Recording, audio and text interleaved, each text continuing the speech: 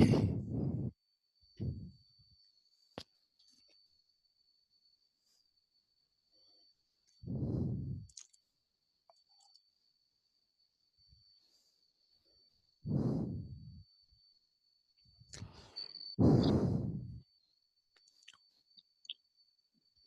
morning, sir. Good morning, Prashant. How are you, sir? I'm all right. How are you? Fine, sir. Yeah.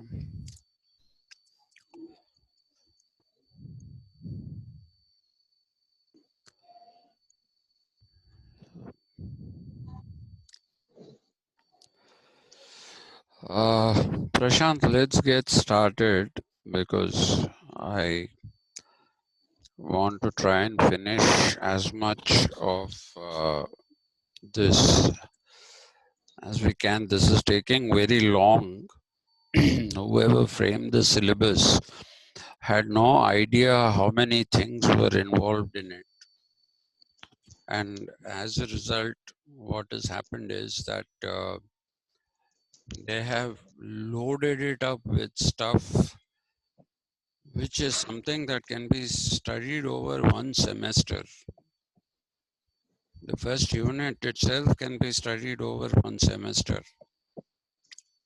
And I don't know how to cut corners or take shortcuts. That's my problem. So let's get started. I was talking to you about Foucault the last time, and I had told you that Foucault talks about archaeology, okay, in a figurative sense, not the actual physical archaeology. What Foucault essentially argues is that knowledge is caught in layers over time. And if you want to understand something from a text, then you will have to conduct an archaeology of that text, which means that you have to dig through the layers of things that have been written in the text and about the text by various different commentators. So that for him is the purpose of archaeology. I gave you the examples of physical archaeology. Indus Valley, Mohenjo-daro, Harappa, all those. So if you look at the idea of archaeology, what is it that Foucault is claiming? One way of understanding this is by looking at a lecture that he delivered. If I'm not mistaken, it was on the 22nd of February of 1969 in the Collège de France, College of France. That's what it is. In French, it is Collège de DED France. So in the Collège de France, what he was saying, his lecture was titled, "What is an author?" Okay, he doesn't call who is an author. He says, what is an author? And he has a very specific definition of an author, especially authors who write philosophical works. But he doesn't exclude people who write non-philosophical works. He in fact says it is something that permeates all forms of writing. Okay. the point that he wants to make, and that I shall come to immediately. If you look at this, if you hear this lecture, which is what is an author, in that he is trying to construct a relationship between the author of the text itself, and the reader. Okay, that is what he's basically doing. Okay, he says the three components that are extremely important, and three components which we should remember, are the author himself, the text that the author has written, and the reader who's reading the text. In this whole schemata, Foucault calls the author a functional principle. Okay, a functional principle, not principle with a A-L, P-L-E, principle. Okay, so what does he mean by this phrase, functional principle? Now, what he's trying to convey through this is the fact that you cannot have the belief that the author of a text is not as consequential as the text itself. Most of the time people read a text, the author is only somebody whose name figures. Okay, but it is, according to him, the author is the primary functional principle. Why does he say that? Because he says when an author writes about something, it need not necessarily be a book. It can be anything that one is writing. Even if when you write a letter to someone, as an author, you will decide what to include in your letter and what to exclude from your letter. So let me give you an example. When I was doing my MA and I was living in the hostel, I took a fancy to roller skating, and while skating, I had an accident. I literally fell on my face and broke 3 teeth. My front teeth, I broke them. And immediately I went in search of a dentist and all. That's a different story. Let's not get into that. But those were the days when there was no email and there was no phone facility on campus. So it was actually writing letters. So I used to write about 2 letters or sometimes even 3 letters a week to my parents. And I thought it fit to leave out this particular accident that I had and the fact that 3 of my teeth broke. I thought it fit to leave them out, leave that out because I thought it'll worry my parents.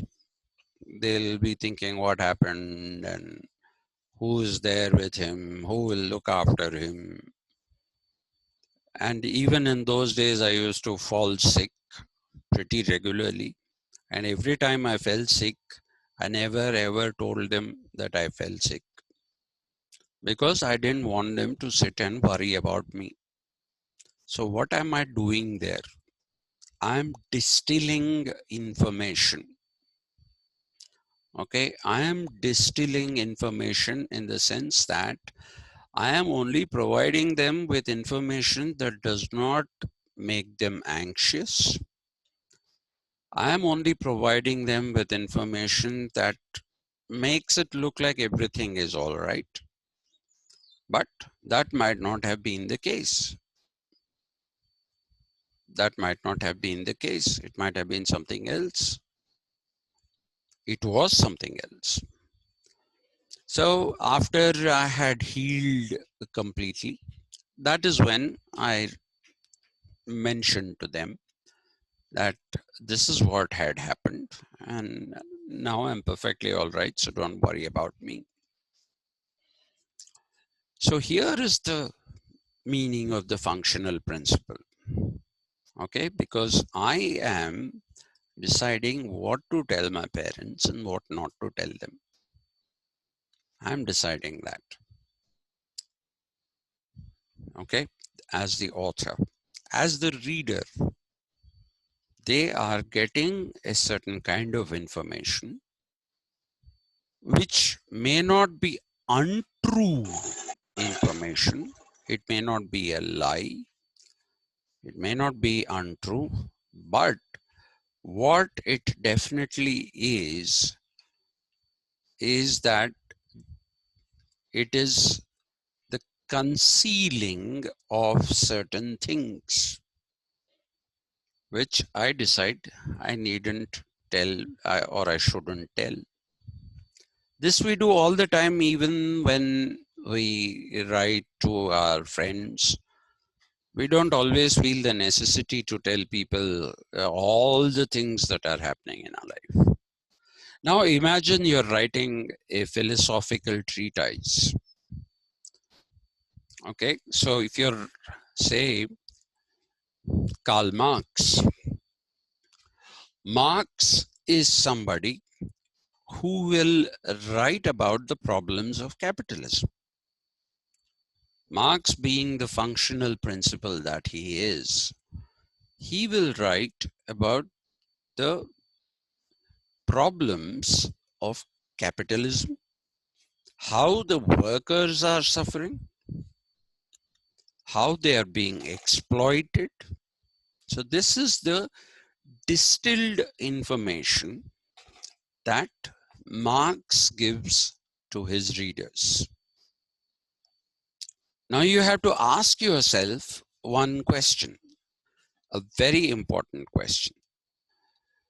The question is, are all these things that Marx is saying incontrovertible? By incontrovertible, we mean those which cannot be contradicted. Okay, are these the principles that are absolutely the truth with a capital T? Can you say that? You can't, because Marx excludes certain things about capitalism. He limits his discussion of certain things in capitalism. Limits in the sense he won't speak extensively about them. For example, a number of capitalists are also philanthropists. Bill Gates, for instance. Okay, they have the Melinda and Bill Gates Foundation, through which they do a lot of philanthropic work for the poor, for the needy. And philanthropists have been there not just in the 21st and 20th century, they've been there in the past as well. So Marx doesn't talk about the philanthropic aspect of capitalism, that a capitalist need not just be an exploitative figure, he can also be a philanthropic figure, right? So that is limiting something. And he chooses his examples. Let me give you uh, an example that happened in my own life. There is a very famous professor in the Delhi University. She is no longer there. She is retired. Her name is Neera Chandok. When she wrote about civil society,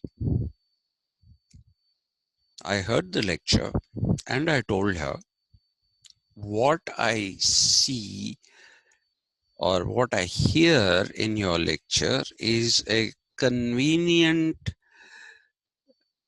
or rather you are conveniently picking up those examples that will fit into what you want to say. You have a certain kind of an ideological framework. You are choosing those examples that will fit into your ideological framework, and you're leaving out others which will not be something in the nature of a discomfort for you. So to maintain a cogent text, what you are doing in effect is limiting examples, choosing only certain kind of examples, and projecting a certain kind of thought. So this is what Foucault means by the functional principle. Who becomes the author is a functional principle who becomes an ideological figure. Okay, an author is not just an author is an ideological figure. Even in the post-Marxist scenario, within liberalism, there have been so many people who have debated about various things. John Stuart Mill, for example, whom everybody calls a utilitarian, he was a bit of a utilitarian, not a total utilitarian. But John Stuart Mill was somebody who believed in the idea of universal adult franchise. He believed that everybody should be given a right to vote. This had been rejected by the French philosopher Alexis de Tocqueville, who actually said that this will lead to the tyranny of the majority and it will lead to cultural denudation. But Mill said it might. It might lead to a tyranny of the majority. It might lead to the denudation of culture, because you're saying that these people, the poor people, don't have a proper culture. So this high culture that you have may not survive. But morally speaking, you can't leave them out of the decision-making process. So for that, he won a word of praise from his bitter rival, Karl Marx. Because Mill all said and done, was a liberal thinker. And Marx was against that form of liberalism. But he said Mill has more humanitarian concerns in him than he had seen in any other liberal thinker. And Mill also stood for the freedom of women. He believed that women should be accorded the same status as men. Please remember that during the 1870s, all the men were enfranchised in England or Great Britain. They could vote, but women couldn't vote till 1928. And Mill was also somebody who was against things like using terms like chairman. Today people use chairperson. That was suggested by Mill way back in 1861. Okay, he said women should get equal treatment, and wherever possible, we should use gender, what do we say? We should use terms that do not empower one gender over another. So that is the ideological figure that Mill is, because there is a moral dimension to his philosophy. And later on, the libertarians who came without any moral dimension. They said our ability is our private property, primary property, and if we can work better than others, then we earn more. So poverty is not a social creation. Poverty is the creation of nature, which John Rawls, again being a liberal, didn't agree with at all. He said accident of birth determines whether you have access to primary social goods, such as political rights, such as education, such as nutritious food, all these things, because these are all necessary for an individual to develop. So Rawls didn't give up individualism, but he talked about giving up voluntarily of these primary social goods that I have just mentioned. Those who held these for a long time, he said, give them up and redistribute them amongst those people who haven't had access to these people for a very long time, to these primary social goods for a very long time, for generations. Okay, so when Ambedkar writes about what he calls Hinduism, he's writing from an ideological perspective, which comes from being a downtrodden person. When Savarkar writes, it's a different perspective. Savarkar is not, he's not somebody who is, what should I say? Savarkar is not from a underprivileged, oppressed background. So his perspective is different. This ideological figure can either be rejected or be accepted by the reader, who himself will understand these things from the position that he is in. The reader himself, again, is not an empty vessel into which you can pour things and fill it up with what you think it should be filled with. The reader again distills. The reader again distills.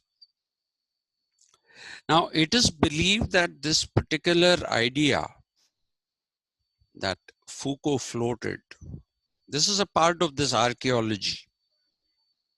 Okay, if you want to understand why somebody is saying what he's saying, try to understand how he has become the functional principle in the first place. Try to understand how he has emerged as an ideological figure and one uh, that makes meanings. Meanings are not there and you don't look at it and say, this is the meaning. No. You make meanings out of practices of society, individual practices, from the point of view of the ideological figure that you are, and the reader or the others can actually fear the proliferation of a particular kind of meaning.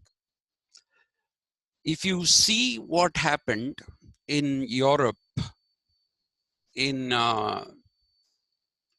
the aftermath of the world wars, a lot of people were disenchanted with the capitalist kind of society that existed there.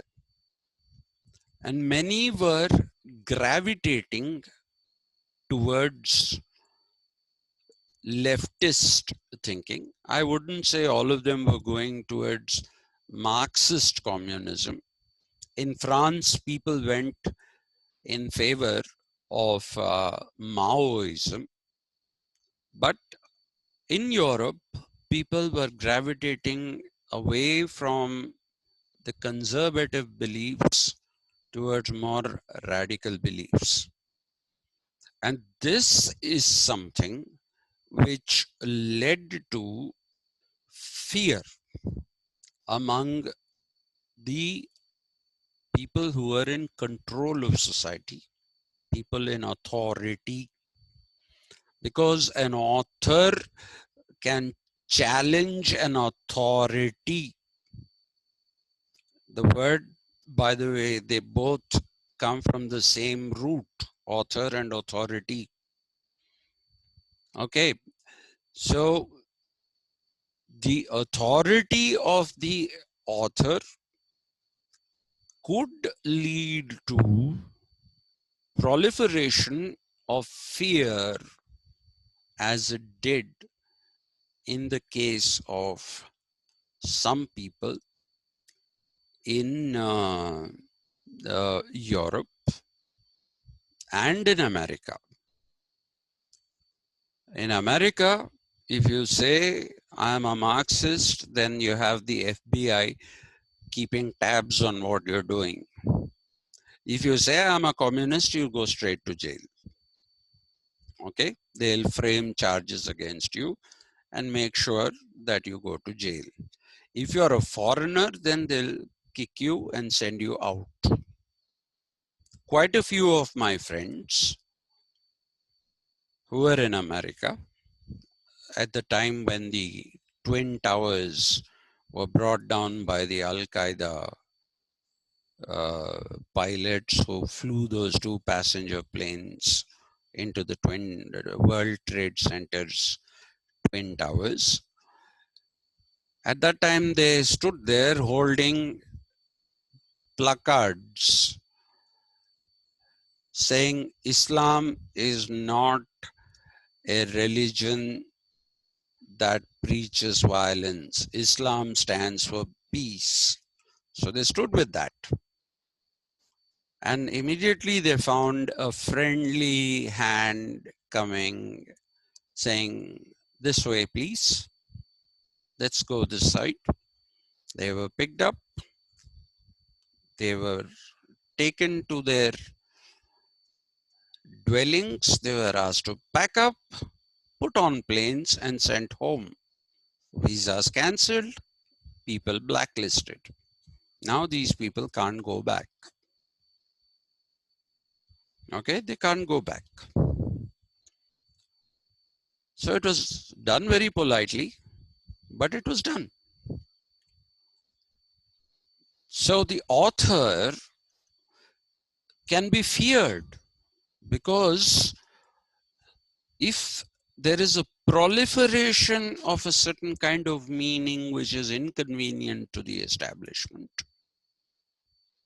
then that is what people fear. That is what Foucault says.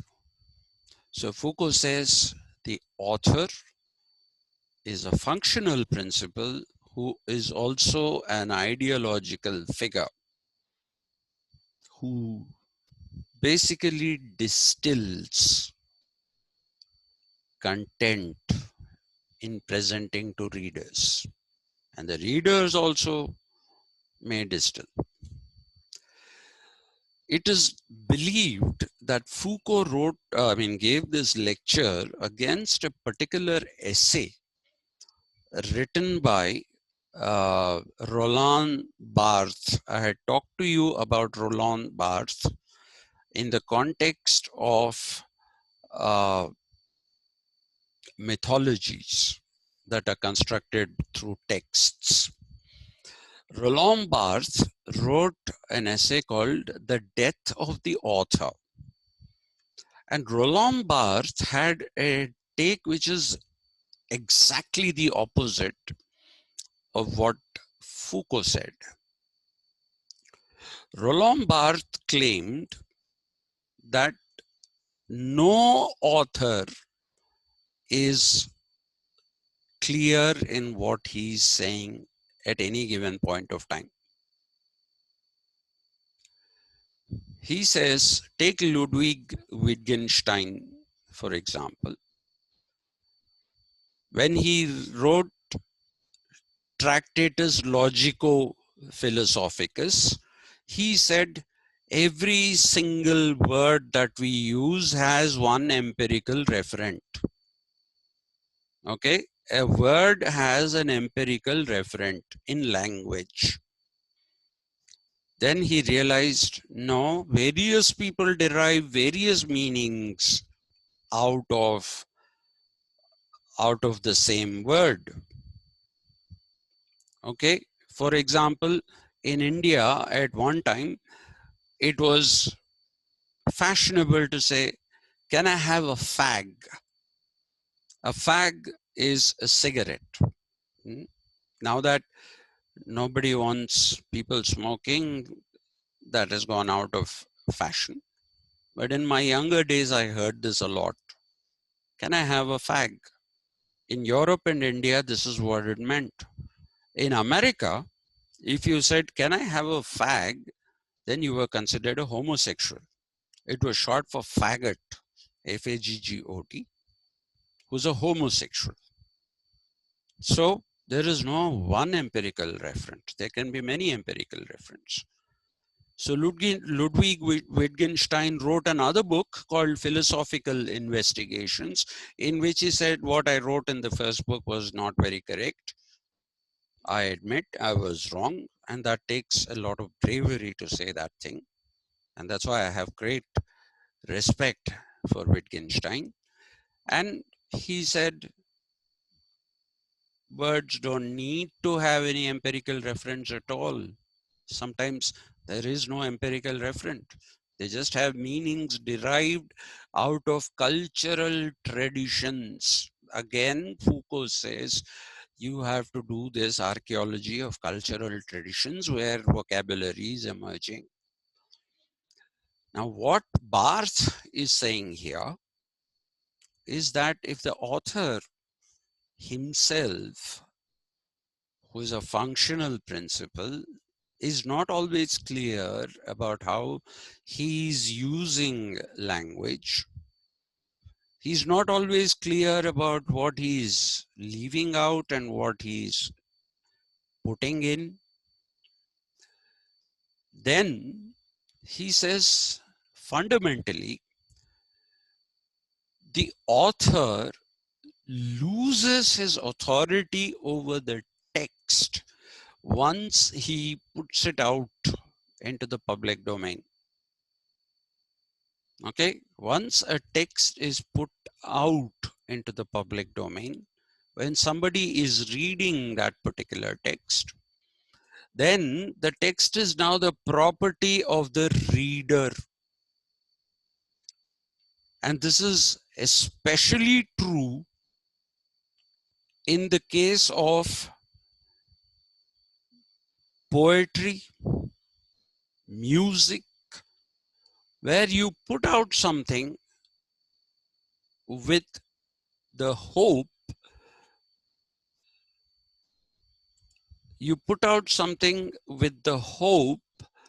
that it will be understood in a particular way.